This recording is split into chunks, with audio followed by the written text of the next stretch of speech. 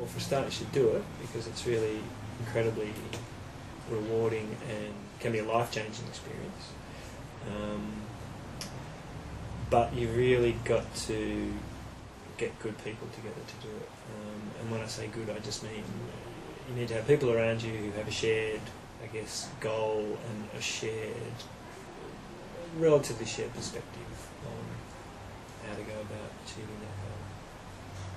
You don't have to be exactly the same, but you need to have a fairly high level of cohesion. The times in this organisation where we've come quite close to falling over, it's the times where there's been internal conflict, essentially. One, I think the financial modelling is don't be fearful of it, embrace it. Get someone good to work with you. Because there'll always be, some people say, well, I don't know how to do a financial model, but there are people out there. In fact, the dialogue with those people is very a creative process, because they'll ask you questions that will inform your business proposal. So it's a very creative interaction when you say, I've got to have a model to explain that my business is viable, or if it isn't viable, what investment is needed to make it viable. Really visualize what it's going to look like before you start. So it's not enough to just have an idea and, then raise money to, implement it. You have to really know exactly what it's going to be, who it is that you're going to be working with, have experience in working with them, and really visualise a long way before exactly how it's all going to operate. Trying to do that after you've started is a lot harder. It's a long time and a lot of work.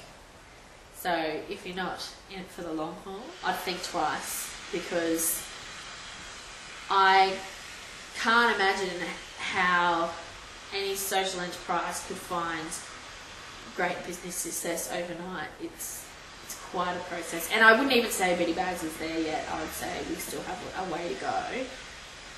So unless you're really passionate about it and you're in it for the long haul, I'd think twice. Unless you just want to learn a little bit about setting up business, but you don't have to do social enterprise to do that. Social enterprise just makes it more complicated and harder to be successful. For social enterprises, what I would suggest is you have a clear mission and value statement, and getting the right people to follow that mission through, and engaging or linking with the right partners to help you get that through.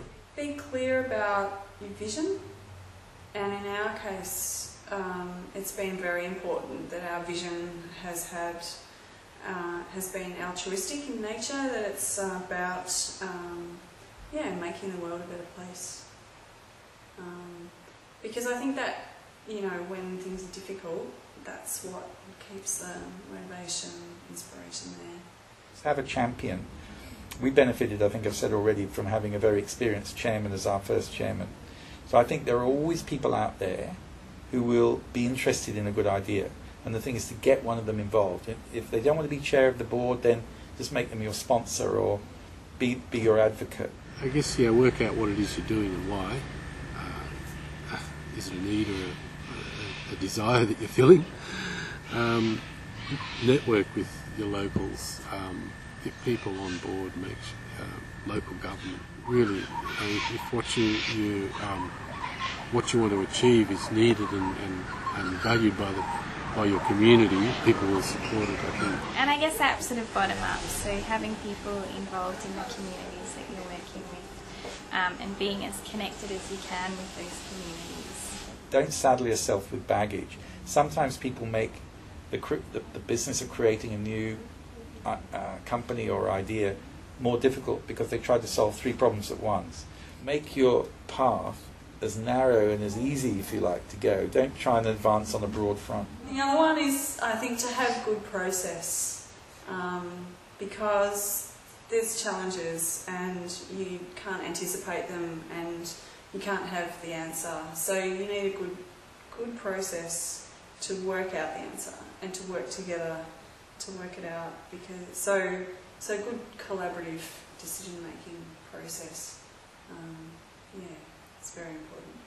Do your homework and make sure it's financially sustainable. You certainly need to have a drive. You really, you see that goal, like Jolene said, you see that goal, and you've really got to go for it. You've got to put every bit of energy into it. So that's my advice.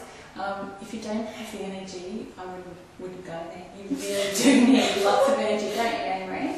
Giving advice and linking up for mentoring and those sorts of things. I'm not a business person, not at all. So it's building and growing the team and networks, not just in our organisation, but who's out there, who's willing to work with you and support you. So networking, energy. Don't give up.